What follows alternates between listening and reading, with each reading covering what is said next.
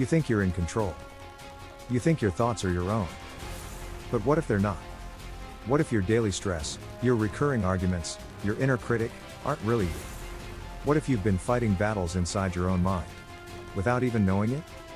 By the end of this video, you'll understand why your thoughts betray you, how your childhood still shapes you, and what you can do to take your power back. And at the very end, I'll give you a simple self-assessment that reveals who's really in charge of your life right now. You wake up. You check your phone. You're already anxious, irritated, or comparing yourself to someone online. Why? You tell yourself to calm down, to let it go, but inside, something's buzzing. It feels irrational. But it's strong. And it's winning. Now imagine this. Inside your mind are three characters pulling you in different directions. One wants pleasure, instant gratification, and raw emotion. One wants rules, control, and moral perfection. One just wants to keep you functioning in the real world. They fight, constantly. And you are the battlefield. You're not broken. You're conflicted.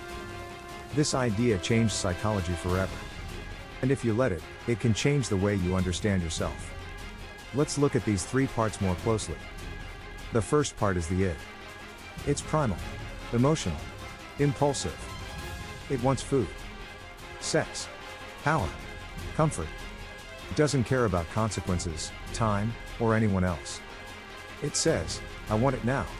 That craving you feel for a snack you don't need, for attention you know is toxic, for scrolling when you should be sleeping, that's your id. It's not evil. It's survival driven. But it can take over if unchecked. Then comes the superego, the voice of society, parents, religion, culture. It holds all the rules, expectations, and guilt. It says, you should be better. You must never fail. That's wrong. When you feel shame without understanding why. When you're hard on yourself. When you live in fear of judgment. That's your superego. It's also not evil. It's trying to keep you safe, socially, morally, emotionally. But it can crush you under pressure. Caught in the middle is the ego. Not your ego as in pride, but your sense of reality. The ego tries to make peace between the id and the superego. It says, let's be smart. Let's not get in trouble. Let's survive this moment. Most of your mental energy goes into this balancing act. And most of your suffering comes when that balance breaks. Now add this, the unconscious mind. You don't just think thoughts. Thoughts also happen to you, automatically, from the unconscious. That's where memories, traumas, desires, and patterns live. Stuff you've buried. Forgotten. Denied. But just because you can't see it, doesn't mean it's not running your life. That irrational fear you can't explain. That dream that doesn't make sense but lingers all day. That feeling of being stuck, no matter what you try. It's the unconscious speaking. Your unconscious protects you from pain. But it also lies to you to do that. You've heard of denial. It's just one of many unconscious defense mechanisms. These are mental tricks your ego uses to reduce anxiety and protect your self-image. They happen automatically, without your awareness. Repression, you bury painful memories so deep, you forget they exist. Projection, you accuse others of what you secretly feel yourself. Displacement, you take your anger from one situation and dump it onto someone safer. Rationalization, you make up a logical reason to justify something emotional. Sublimation, you channel forbidden impulses into something creative or acceptable. These mechanisms aren't bad. They're coping tools. But if you're not aware of them, you never outgrow them. Are you really angry at them? Or are you avoiding your own feelings? Are you working hard? Or trying to prove your worth to someone who hurt you? Are you avoiding conflict?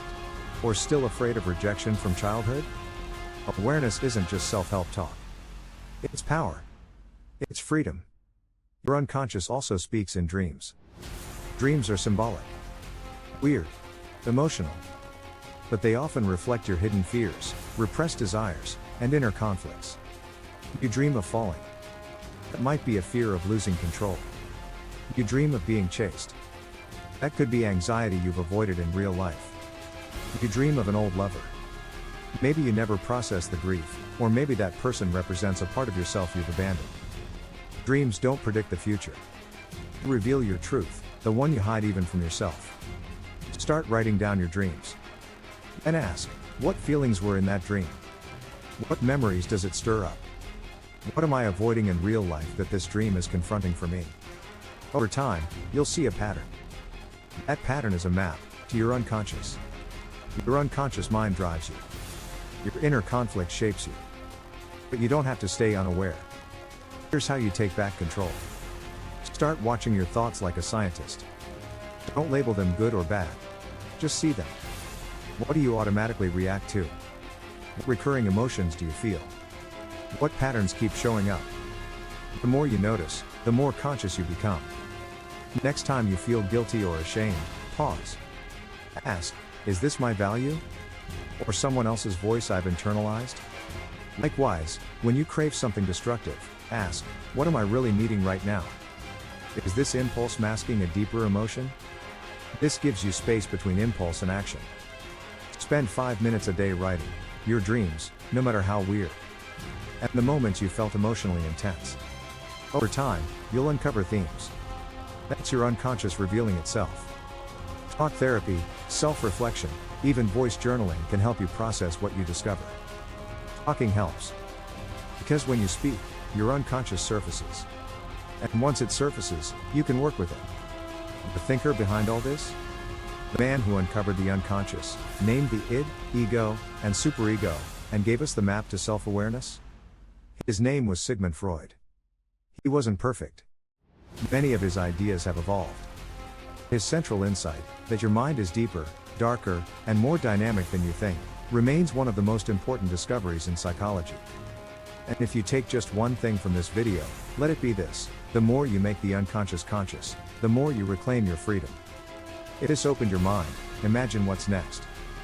We dive deep into the thinkers who shape the way you understand yourself, and show you how to apply it in your real, everyday life.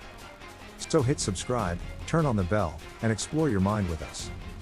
Before you go, here's your self-assessment. Write down the last 3 things that triggered you emotionally. Now ask, was that really about the moment? Or about my past?